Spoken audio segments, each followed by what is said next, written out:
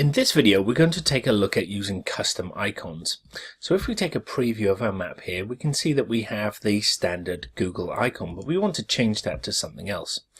So if we opened up our options and we close down our general settings, go to our markers, we can see that we can choose a custom icon. And this is just a PNG file that we can use. So I'm going to go ahead and go to flat icon in this instance, and I'm going to do a search for a coffee cup. And I'm going to choose a design that I like the look of. So I like the look of this here, and I'm going to download the PNG file, and in this instance I'll choose a 32 pixel file. So that's downloaded.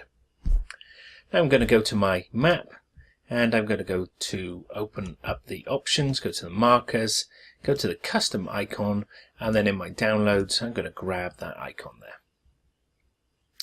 And now when I preview my design, we can see that that standard Google icon has now been replaced with my coffee cup icon, and I can use whichever icon I like. So it's very simple, straightforward to do. You just need a PNG icon and load it up into the markers section in the options, and you have your custom markers.